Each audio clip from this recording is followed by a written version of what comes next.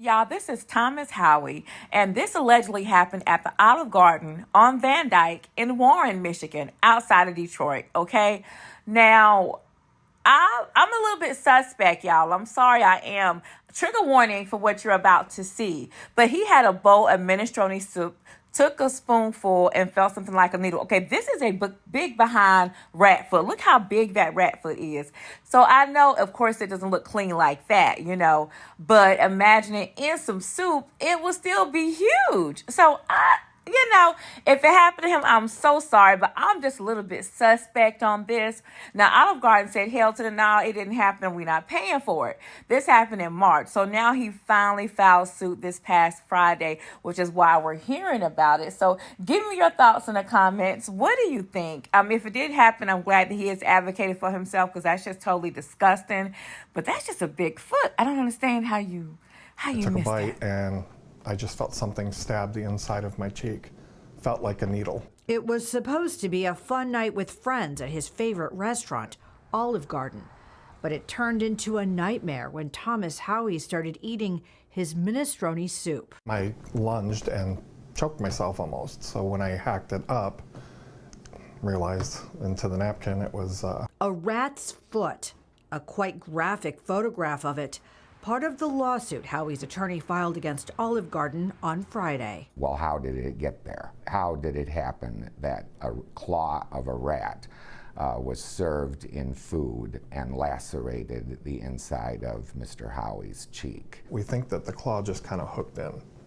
Because I remember when I felt like I was going to swallow, it was like something was pulling. It happened in March at the Olive Garden on Van Dyke in Warren.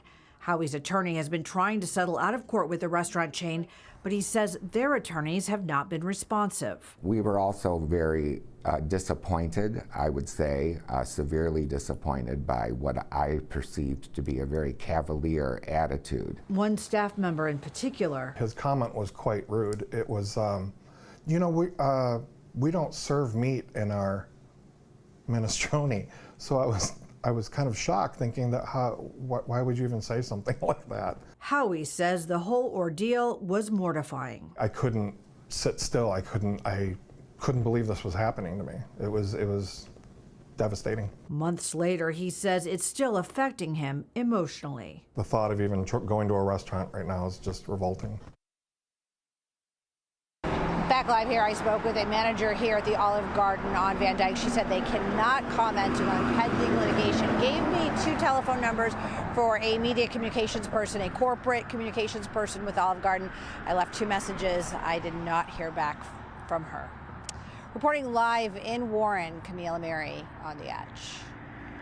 This is really difficult to hear about, and if we're having a hard time hearing about this guy, if this is what happened, this is just awful for him, and I can see why he'd be traumatized. So a couple of things here, Camille. You got a lawsuit that's pending. Interesting to see what comes of that. And then also, this corporate communications person, they better call you back.